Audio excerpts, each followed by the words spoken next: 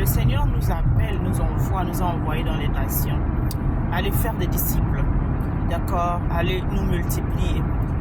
Et la seule multiplication qu'on a souvent en tant qu'Africain, qu'on pense beaucoup, c'est juste faire les enfants, faire les enfants, faire les enfants. Si tu n'as pas la possibilité de nourrir un enfant, 2 enfants, pourquoi tu ajoutes encore 2, 3, 4, 5?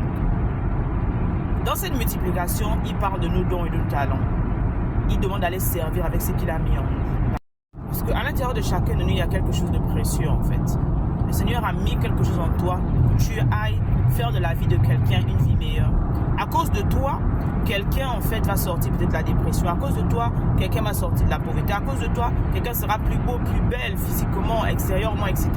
À cause de toi, d'accord, une âme sera guérie. Donc il y a quelque chose, à cause de toi, quelqu'un aura un bon ventre là parce que tu fais de bons plats. Donc cette chose-là que Dieu a mis en toi, c'est ce qu'il demande d'aller me le. Ce travail ne se fait pas du jour au lendemain, ça demande du temps, ça demande de l'énergie, ça demande de la patience, ça demande de la connaissance, d'accord, qui n'est pas gratuite. Et il y a quelque chose en fait qui m'a toujours frappé parce qu'on parle de Salomon, l'homme le plus sage de la Bible, on dit qu'il avait la plus grande bibliothèque. La bibliothèque, je ne pense pas que parce qu'il était Salomon, il donnait les livres gratuits. Donc il a investi en sa connaissance pour être cet homme sage.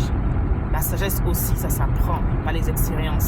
La sagesse s'apprend par les expériences, mais également par la connaissance en fait. Parce que c'est ce que tu tires de ce que tu as appris, plus que ce que tu as, de ce que tu as vécu, plus que ce que tu as appris en fait, qui te fait un petit bloc de connaissances, un petit bloc de sagesse en fait, des leçons que tu as apprises de tes erreurs ou bien de tes réussites en fait. Parce qu'on n'apprend pas seulement des personnes qui ont réussi, on apprend également des personnes qui ont échoué. Et c'est ce qui fait en fait quelque chose.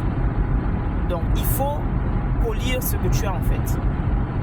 Donc en cette nouvelle semaine, je prie vraiment que tu puisses être conscient de ce que le Seigneur a mis en toi, que tu puisses aller le développer, que tu puisses investir dans ce que tu dois investir, dans ton domaine, dans ce dont tu as besoin, pour devenir meilleur en cela en fait, et pouvoir servir le monde.